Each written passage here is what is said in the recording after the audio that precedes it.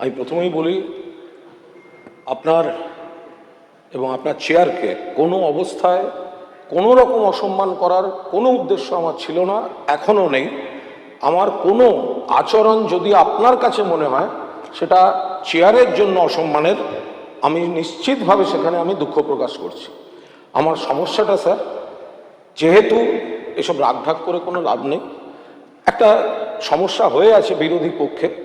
তা আমি মাননীয় মুখ্যমন্ত্রীর কাছে আমরা 5 জন গেছিলাম যেহেতু মাননীয় স্পিকার স্যার যে কোনোভাবেই হোক, বিচারাধীন বিষয় আমি বলবো না, একটা অংশকে বিরোধী দলের ব্যাখ্যা দিয়েছেন, তো আমরাও তো বলতে চাই। আমিও তো নির্বাচিত হয়ে এসেছি, আমিও তো পড়াশুনো করে তথ্য প্রমাণ দিয়ে বলতে চাই। তো সেখানে আমি প্রথম কদিন মেনশন ইত্যাদি ইত্যাদি সব করেছি। তো আমি মুখ্যমন্ত্রীর কাছে গেছিলাম, আমাদের সিনিয়ররা সঙ্গে ছিলেন। তো মুখ্যমন্ত্রী তখন মাননীয় পরিষদীয় মন্ত্রীকে ডেকে পাঠান আমাদের সামনেই, শঙ্করবাবুকে, এবং বলেন তো ঠিকই, আমরা বলি যে আমাদের একটা বসার ঘর দিলে ভালো হয়।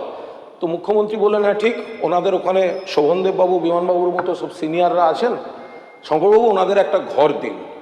তখন আমরা বললাম যে এই বলার বিষয়টা কি হবে, কারণ স্যার আপনি তো অপোজিশন চিফ হুইপ যাকে করেছেন, অফিসিয়ালি তিনি লিস্ট দেবেন। এবার আমাদের সঙ্গে একটু সমস্যা হচ্ছে, কি বলবো আর বলুন, এ তো আর লুকিয়ে লাভ নেই। তখন মাননীয় মুখ্যমন্ত্রী বলেন যে শঙ্করবাবুকে, যে মাননীয় পরিষদীয় মন্ত্রী আপনি একটা কাজ করুন, এখানে এই বিধানসভার ঘরেই দেখা করেছিলাম, যে ওনাদের ওখানেও সিনিয়র আছেন, ভালো বক্তা আছেন, আপনি ওদেরকে কমিউনিকেট করুন যে একটা সময়ের পার্ট যেন এদের জন্য দেয়। তা আমাদের যিনি দলনেতা শোভনদেব চট্টোপাধ্যায় সেই অনুযায়ী একটি করে নাম অপোজিশন চিফ হুইপ আকরুজ্জামানকে দেন। কিন্তু আকরুজ্জামান তিনি আমাকেও, তার সঙ্গে আমার কোনো ব্যক্তিগত শত্রুতা নেই স্যার, পুরনো পরিচয়, কদিন আগে একসঙ্গে প্রেস কনফারেন্স করেছি স্যার। তো এখন সেদিন এবার অফিসিয়ালি ওনাকে লিস্ট দিতে হবে। আপনি স্যার চেঞ্জ একদিন করে দিয়েছিলেন, কিন্তু আপনিও করতে পারবেন না। আরে শেষ করতে দিন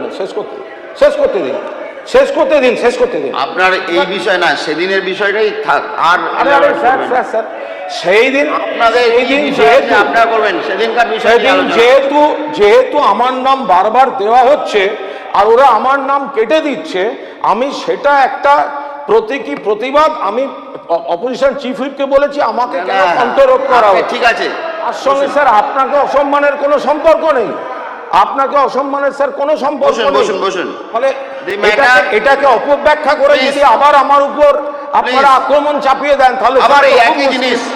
আপনি বসুন, হয়ে গেছে তো।